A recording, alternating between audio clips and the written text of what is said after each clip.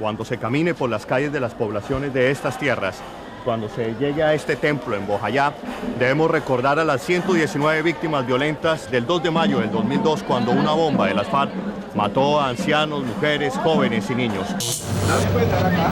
Bueno, señores, nosotros vamos a lanzar. Señoras y señores, nos llevamos del centro de Cali. Se me va habían dicho con las balas de los policías.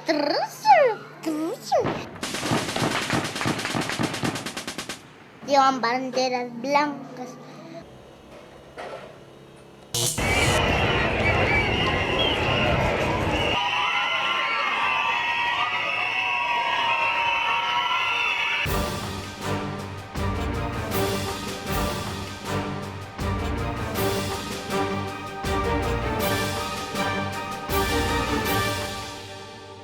Y mucha atención, acaba de registrarse una fuerte explosión al norte de Bogotá, exactamente en el Club El Nogal.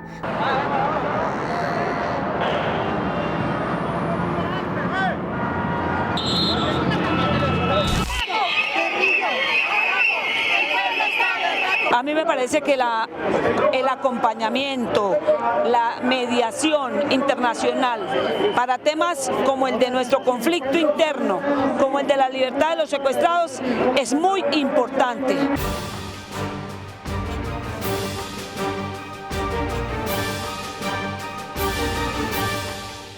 Desde las 9:30 de esta mañana, la guerrilla de las FARC se tomó violentamente a la población de Toribío. Precisamente cuando las comunidades estaban haciendo mercado, hoy es día de mercado en Toribío y las comunidades estaban en esa labor cuando sucedieron estos hechos. La indiferencia es algo que duele el alma, de pronto porque en su vida han tenido el sufrimiento que nosotros hemos tenido, pero es que de verdad solamente nosotros podemos decir cuán grande es el sufrimiento de una persona que tiene a un ser querido secuestrado. Los voceros de la Minga informaron que fueron hallados 4 de los 17 cadáveres de indígenas Awá asesinados en febrero de este año por las FARC.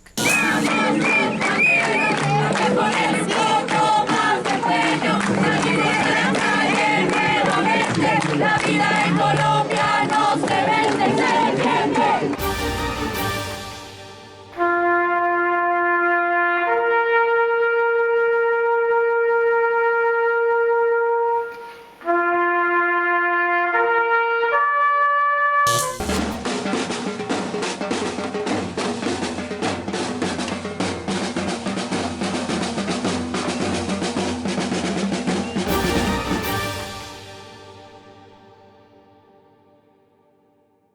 Hoy les quiero anunciar que estas reuniones exploratorias han culminado con la firma de un acuerdo marco entre el Gobierno Nacional y las FARC, que establece un procedimiento, una hoja de ruta para llegar a un acuerdo final que termine de una vez por todas esta violencia entre hijos de una misma nación.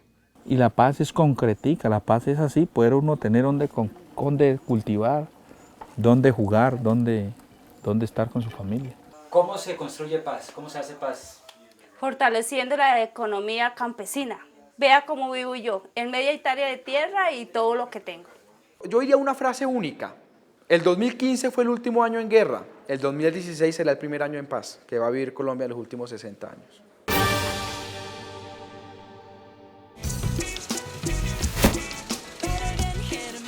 Contravía.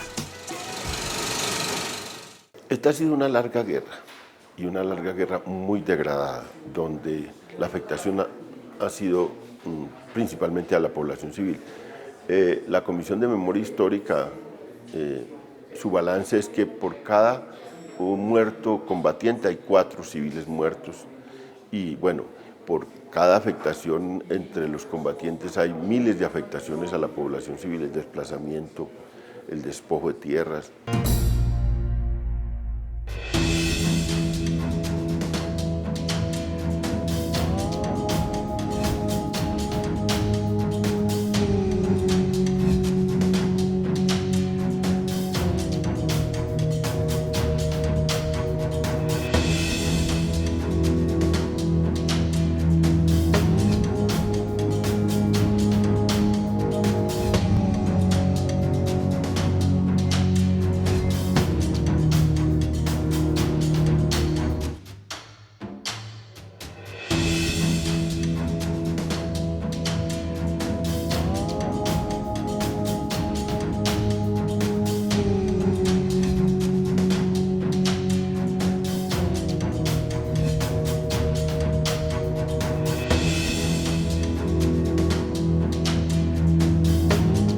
El gobierno colombiano y la guerrilla de las FARC reanudaron las negociaciones de paz en La Habana luego de que el diálogo se suspendiera en noviembre tras el secuestro de un general.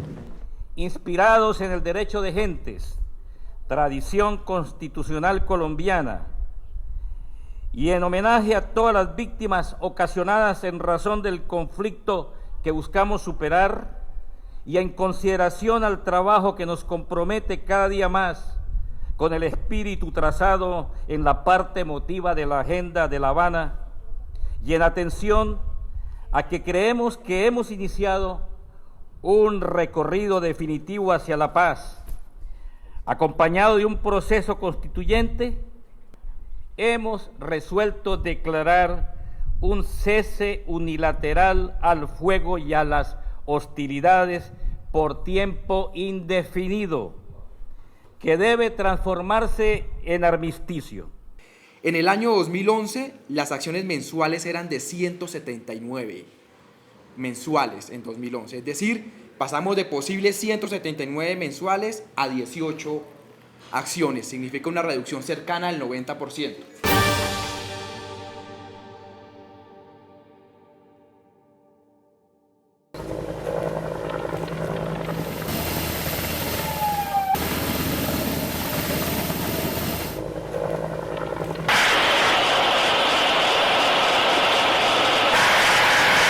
Ayer la Fuerza Pública llevó a cabo una operación conjunta y coordinada entre nuestras fuerzas militares y nuestra policía contra la estructura de alias Chugo. Alias Chugo es el segundo cabecilla del Frente 29 de las FARC, y esa operación se realizó en la vereda de San Agustín, zona rural del municipio de Guapi, en el departamento del Cauca. Los resultados preliminares de este operativo son 26 bajas y un menor de edad recuperado. La masacre de 27 guerrilleros del Frente 29 de las FARC en el municipio de Guapi, Cauca, a la que se suman otros 10 guerrilleros muertos en Segovia, Antioquia, condujo inevitablemente a la suspensión de nuestra decisión de mantener la medida del cese al fuego unilateral. Y ese es el problema, es decir, hacer seguimiento, verificación a un cese unilateral, cuando un bando para y el otro está combatiendo, es muy difícil. Es decir, esa operación en el Cauca es una operación que obviamente cogen a los soldados durmiendo a mansalva, pero llevaban haciendo operativos como 10 o 12 días. Entonces, estos son los problemas típicos de los ceses unilaterales, de la verificación territorial y sobre todo del control a la tropa, de uno y de otro lado. Una vez el presidente dio nuevamente la orden de bombardear, el primer muerto fue nuestra, una compañera indígena en el Alto Andágueda, en el departamento de Chocó.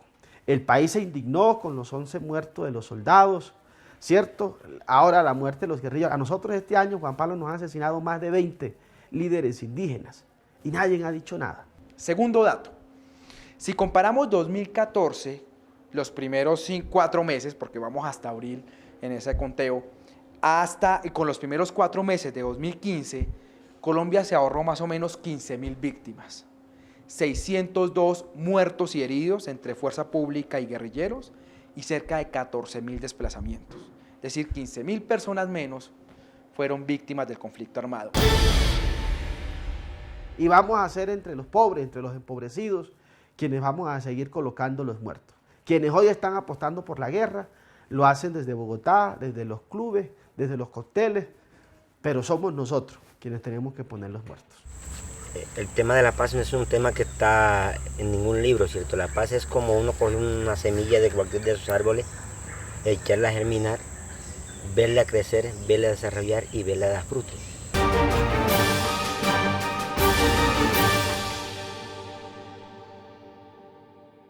Una torre de transmisión eléctrica fue dinamitada en Tumaco, Nariño. La población quedó sin electricidad. Se incendiaron 5 tractomulas que transportaban petróleo en el departamento del Putumayo. Autoridades ambientales de Colombia aseguran que al menos 70 familias resultaron perjudicadas por el derrame de más de 130.000 galones de petróleo. Que ya llegó al río que abastece de líquido a 180.000 habitantes. Estas son las aguas del río Mira, al que cayeron cerca de 410.000 galones de petróleo. En Tumaco, por ejemplo, todos nuestros ríos están infectados por los atentados al oleoducto. Y uno se pregunta si atentar contra la infraestructura energética, por ejemplo, sin medir las proporciones, conociendo que se va a contaminar todas las fuentes de agua. Hoy, en el caso de Tumaco, las fuentes de agua de los pueblos indígenas, del pueblo Aguá y de la comunidad negra están contaminadas todos, son ríos de petróleo. Uno dice, bueno, ¿cómo es posible que un actor armado piense un acto de eso y no mida consecuencias? Estos son los datos de los 2 meses de confrontación. Yo les había dicho que tuvimos un promedio de 18 acciones. Esta vez en 2 meses tuvimos 372 acciones. Digamos, es mucho más de 150 acciones por mes y la mayoría de acciones, casi 114, fueron de ataques a la infraestructura energética. 83 petroleras, otro tanto torres de energía y 11 de infraestructura vial. Se afectaron un total de 19 departamentos, aunque no fue homogéneo. Cundinamarca nomás tuvo una acción, o como el caso de Putumayo y Nariño, que entre ambos sumaron casi 40 acciones. Ante la situación que se nos puede venir, yo os invitaría a que tomemos no solamente la decisión de desescalar el conflicto, que comprendamos que la solución de volver al cese al fuego unilateral se puso en evidencia que no tiene sentido, ni siquiera haciéndole un seguimiento internacional, porque lo único que se podría verificar es lo que tiene que pasar en un cese unilateral, que el gobierno sigue atacando y que la guerrilla está aguantando o ha cesado sus acciones de su parte. Eso no conduce a ninguna parte. Pues obviamente en esto también tienen muchas culpas tanto las FARC como el gobierno nacional. Esa acción de Buenos Aires-Cauca fue desastrosa, lo de Guapi fue desastroso, por más de que haya sido legítimo. Entonces, digamos, aquí ha faltado mucha capacidad de racionalización frente al proceso de paz.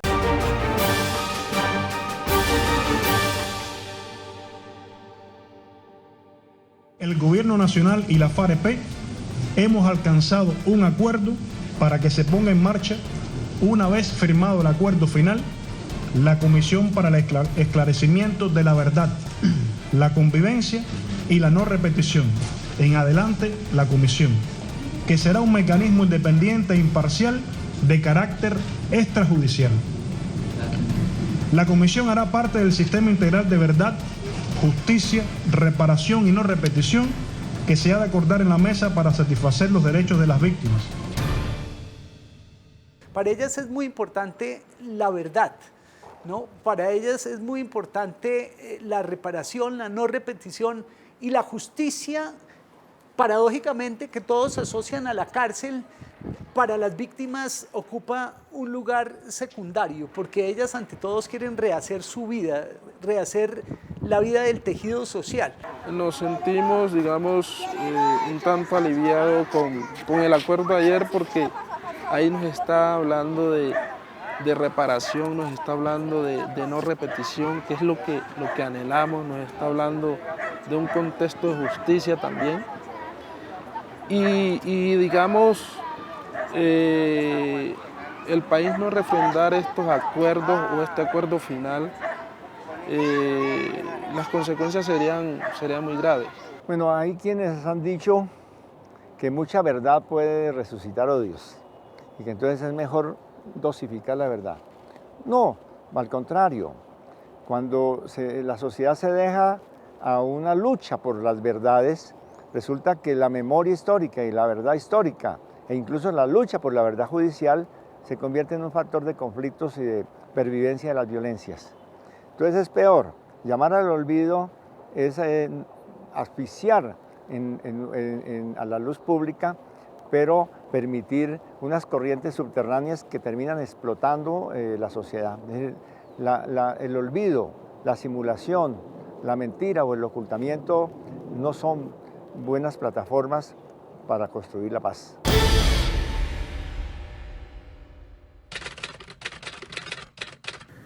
Anunciamos nuestra disposición de ordenar un cese al fuego unilateral a partir del 20 de julio por un mes Buscamos con ello generar condiciones favorables para avanzar con la contraparte en la concreción del cese al fuego bilateral y definitivo.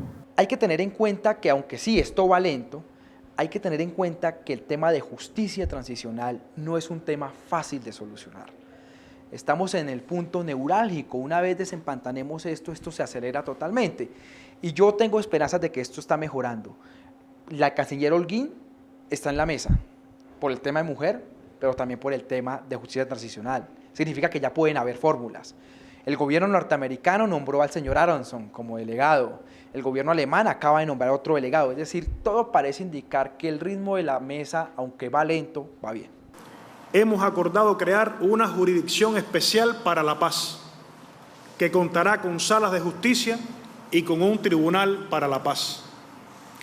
Las salas y el tribunal estarán integrados principalmente por magistrados colombianos y contarán con una participación minoritaria de extranjeros que cumplan los más altos requisitos. La función esencial de las salas y del Tribunal para la Paz es acabar con la impunidad, obtener verdad, contribuir a la reparación de las víctimas y juzgar e imponer sanciones a los responsables de los graves delitos cometidos durante el conflicto armado, particularmente los más graves y representativos, garantizando la no repetición.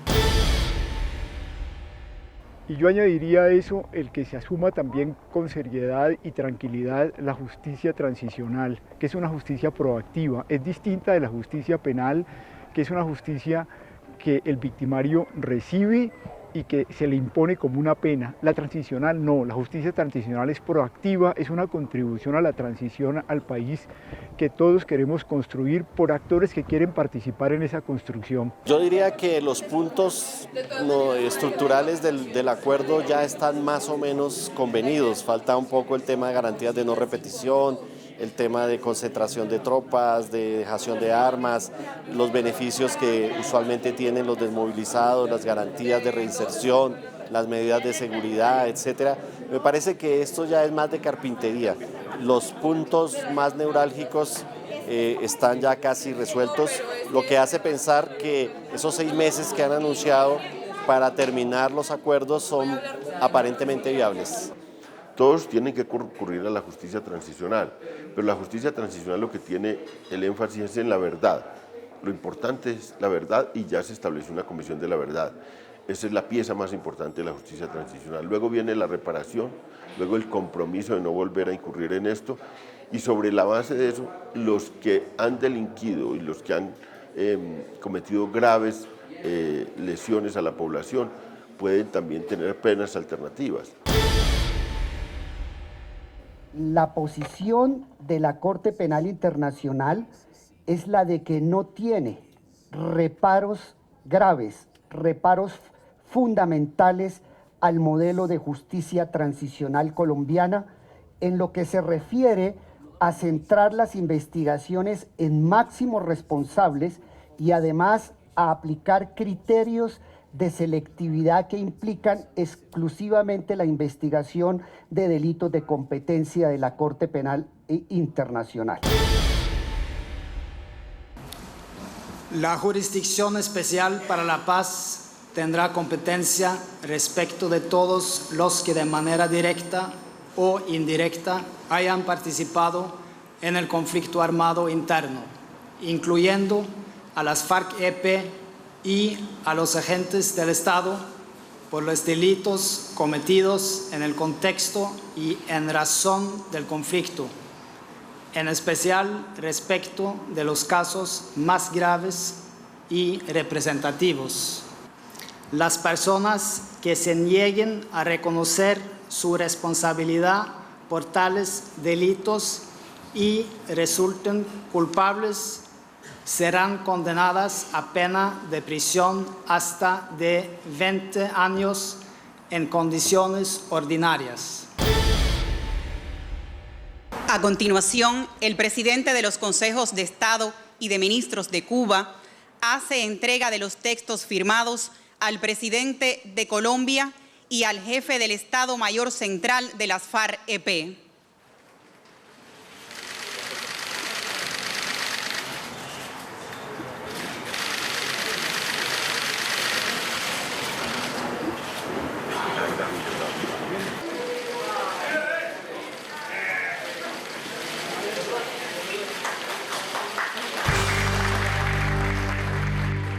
Bueno, la sociedad colombiana lleva más de 50 años de guerra, es decir, que la sociedad ha sido muy paciente con la guerra, tiene que ser un poco paciente con la paz.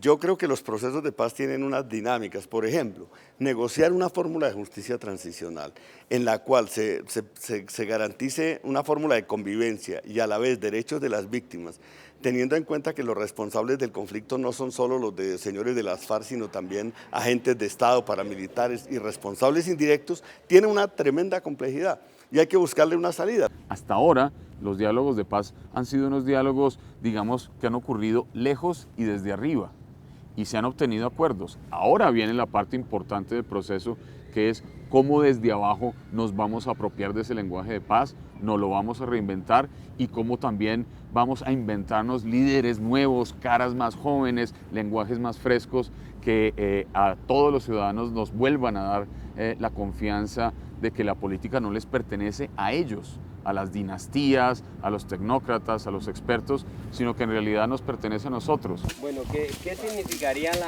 la paz para mí?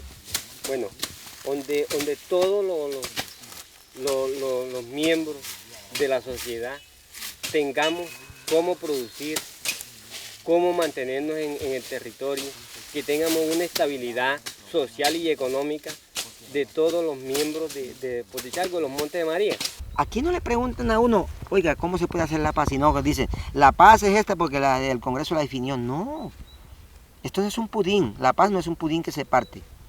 La paz es un hecho que se construye a través de las dinámicas de la región y de las comunidades y de las familias que viven en el territorio.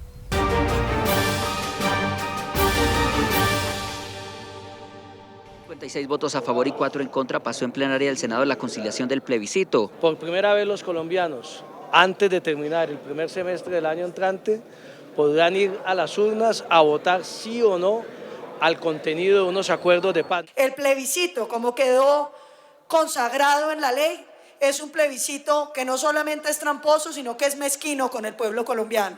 Les están diciendo a los colombianos, o votan sí o los vamos a seguir matando. Entonces el plebiscito es una figura de participación popular. 2.